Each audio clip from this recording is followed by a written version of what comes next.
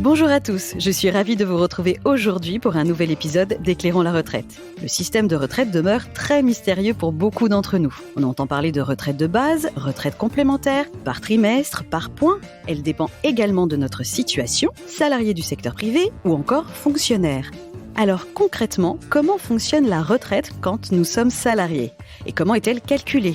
Pour faire la lumière sur le sujet, je reçois Enzo Paca, juriste en retraite collective chez BNP Paribas Cardiff. Bonjour Enzo. Bonjour Karine. Pour commencer, pourriez-vous nous expliquer le système de retraite pour les salariés ? Oui, donc en France, le régime de retraite obligatoire des salariés du privé est composé d'une part du régime de base de la sécurité sociale et d'autre part de la retraite complémentaire Agirc-Arrco. Ces deux systèmes de retraite sont gérés chacun par un organisme dédié, la Caisse nationale d'assurance vieillesse qui dépend de la sécurité sociale pour le régime de base et l'Agirc-Arrco pour la retraite complémentaire. Alors bien qu'étant tous les deux obligatoires, ces deux régimes de retraite diffèrent sur plusieurs points, dont notamment le mode de calcul du montant des retraites. Arrêtons-nous sur la retraite de base. Pourriez-vous nous en présenter les grandes lignes ? Oui, donc la retraite de base qui a été créée en 1945 repose sur le principe de la répartition. Autrement dit, ce sont les cotisations payées par les actifs qui financent les pensions versées aux retraités. Donc ce régime de retraite est géré par différentes caisses de retraite qui diffèrent selon le statut du cotisant, salarié, fonctionnaire, agent contractuel de la fonction publique, commerçant ou encore profession libérale. Ces caisses de retraite sont donc chargées d'encaisser les cotisations des actifs et de verser leurs pensions aux retraités.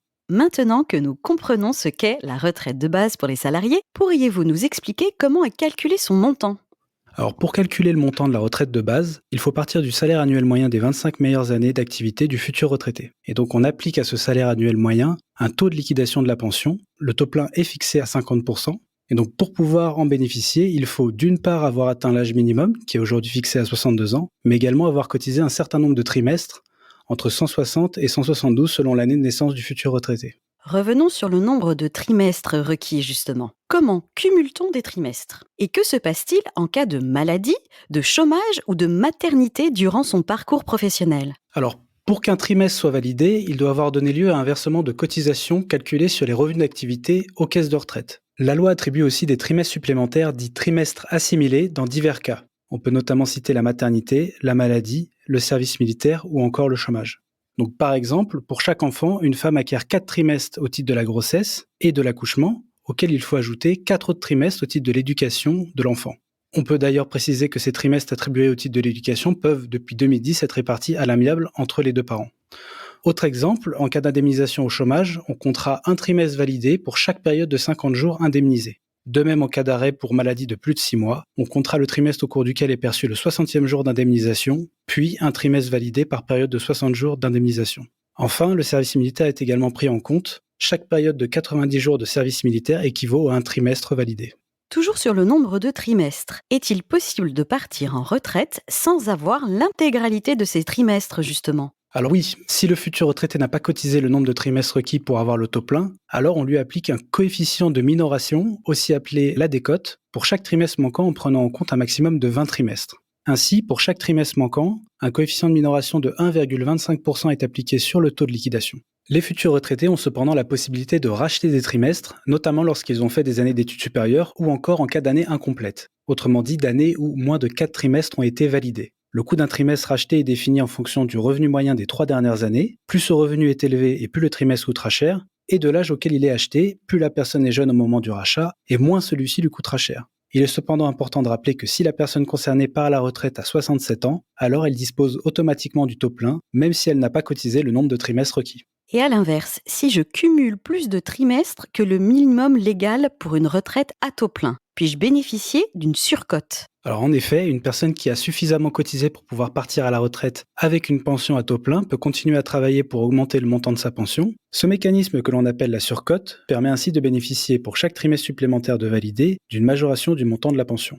Ainsi, par exemple, pour les salariés du privé, la surcote est de 1,25% par trimestre travaillé au-delà de la durée requise de cotisation. Vous nous avez expliqué au début de ce podcast que la retraite pour les salariés était constituée de la retraite de base que nous venons de détailler et de la retraite complémentaire. Passons maintenant à la présentation de cette retraite complémentaire. Pourriez-vous nous en dire plus ? Oui, la retraite complémentaire qui est gérée par l'Agirc-Arrco est également un régime de retraite par répartition, qui peut être versé en plus de celle du régime de base. Toutefois, son mode de calcul diffère de celui du régime de base puisqu'il s'agit d'un système de retraite par points. En pratique, comment ce système de cumul de points fonctionne-t-il ? Quel est son mode de calcul ? Alors, les systèmes de retraite par points ont un fonctionnement assez simple. Les cotisations prélevées chaque mois sur le salaire des actifs sont converties en points en divisant le montant de ces cotisations par le prix d'achat du point qui évolue chaque année. Et au moment de la retraite, les points accumulés sont convertis en euros en les multipliant par la valeur du point qui est fixée chaque année. Cependant, il est important de rappeler que le prix d'achat du point et sa valeur sont deux montants distincts et qui ne doivent pas être confondus. À la conversion, le point n'aura pas une valeur équivalente au prix payé pour son achat. Pouvez-vous nous parler du mécanisme de minoration et de majoration temporaire ? Alors, en effet, selon le moment où est liquidée la retraite complémentaire, celle-ci pourra être minorée ou majorée provisoirement. Ce mécanisme a notamment été mis en place pour inciter les gens à travailler plus longtemps. Ainsi, si la retraite complémentaire est demandée à la date à laquelle le futur retraité bénéficie du taux plein sur le régime de base, alors la retraite complémentaire sera minorée de 10% pendant 3 ans. En revanche, si la retraite complémentaire est demandée 1 an après la date à laquelle le futur retraité pouvait bénéficier du taux plein sur le régime de base, alors la minoration ne s'appliquera pas. Et à l'inverse, si la retraite complémentaire est demandée 2 ans ou plus après la date à laquelle le futur retraité pouvait bénéficier de la retraite de base à taux plein, alors une majoration de 10, 20 ou 30% sera appliquée en fonction du nombre d'années qu'il aura travaillé après avoir obtenu son taux plein. Que se passe-t-il sur l'acquisition des points en cas de maladie, de chômage ou de maternité ? Alors, s'agissant de la maladie et de l'invalidité, il est possible de continuer à accumuler des points sans contrepartie de cotisation en cas d'incapacité de travail supérieure à 60 jours consécutifs, donnant droit à une indemnisation au titre de l'assurance maladie. De la même manière, si l'employeur maintient la rémunération pendant l'arrêt maladie, alors les points continuent de s'accumuler. Pour ce qui est des congés maternité, des points de retraite sont attribués sans contrepartie si la personne a un arrêt de travail d'une durée supérieure à 60 jours consécutifs et qu'elle bénéficie des indemnités journalières de l'assurance maternité.